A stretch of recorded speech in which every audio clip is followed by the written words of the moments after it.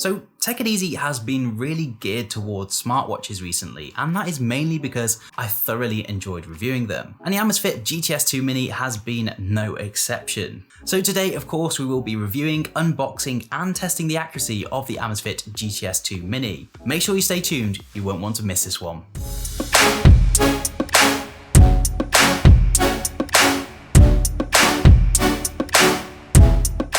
What's up guys, welcome back to Take It Easy. So we've got another smartwatch in for review today.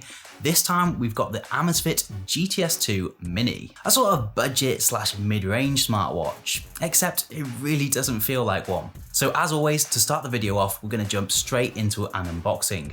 Now, first impressions for any product are super important, and the fact that Amazfit have actually put some thought into their unboxing experience is a really good sign for their product.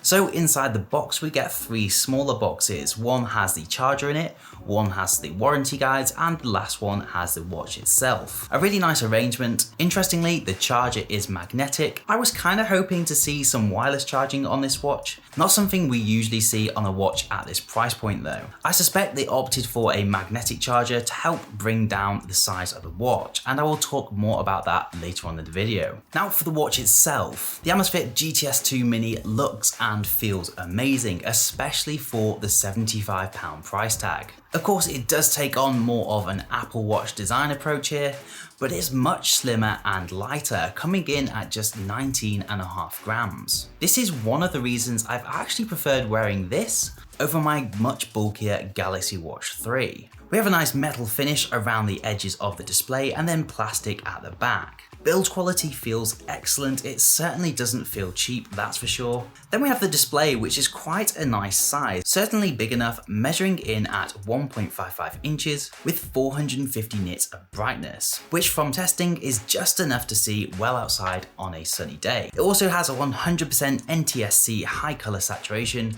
making everything on the watch pop just that little bit more. Now the battery life on the GTS 2 Mini is actually quite impressive. You're going to reach up to 21 days of battery life with a 220 mAh battery. Now that is with what they call basic usage, that's with Bluetooth and heart rate turned off.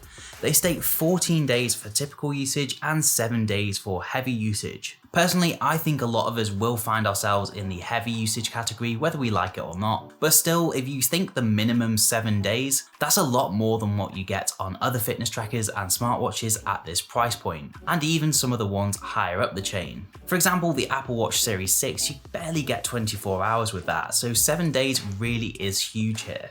And I do thoroughly believe it will reach the 7 days stated from testing. I've had this just over 2 weeks now, and to be honest, I've only charged it once and it's only just starting to run out of battery. So on the GTS 2 Mini, we have a really nice selection of features. And as I mentioned, we will do a heart rate and SpO2 accuracy test later on in the video. But some of those features include blood oxygen monitoring, heart rate monitoring, steps counting, breathing exercises, calorie counting, female cycle tracking, sleep tracking, stress tracking, and just an all-round health assessment system. That is a lot to be packed into what is a £75 watch. I have to say, it has been a delight using those features too. Switching quickly back to the heart rate monitoring, this is 24-hour continuous heart rate monitoring, and it will actually give you your heart rate warnings too, which is an awesome feature to have, especially if that's something you're looking out for. Now, I know a lot of my subscribers at least do like their watch faces, so I couldn't pass this one by. The Amazfit GTS 2 Mini just come with over 50 different choices and over 30 always on display options. You're definitely not going to get the sort of ecosystem you get with the Galaxy Watch 3 here, but still there's definitely a nice selection to choose from, and I'm pretty sure you will find something that you like. So how is the UI and operating system in general on the Amazfit GTS 2 Mini? Now, I for one know that Amazfit has got a bit of stick from reviewers on YouTube and just in blogs in general, mainly targeting Amazfit's UI, and whilst I'll admit it hasn't made me think this is amazing, I'm not particularly disappointed, especially considering the price tag on this one. Everything is quite nicely laid out and animations are somewhat smooth, it just works really. I guess it would be nice to see Android Wear, but even that's not the best, as we well know. My only comments are, since it is a smaller screen, when you swipe to say your activity rings, they could be much bolder and the text could be a lot bigger. And they could really do that without making any sacrifices. I do really feel like I have to bring the watch up close to my face to read it sometimes. So maybe something that Amazfit could consider fixing in the future. Now I did mention earlier in the video that we would do an SpO2 and heart rate accuracy test for the GTS 2 Mini, so I think that we should put it through its paces. If you haven't watched one of my videos before, to test the accuracy, I use the O2 ring that the guys at WellU sent out to me for another video. What this does is it tracks your SpO2 and heart rate and gives live updates to my phone. This is a medical grade device, so it should be as accurate as you can get really. It comes in at around £150, and I guess if you are looking to up your tracking game, I will put a link in the description. So jumping into the test, straight away we can see that the GTS 2 Mini is pretty much bang on straight away. This is a really good sign, as usually I have to do a bit of adjusting, but I didn't really have to do much here. I of course tested it several times on and off camera, never really saw any huge discrepancies. And thankfully, same story with the SpO2.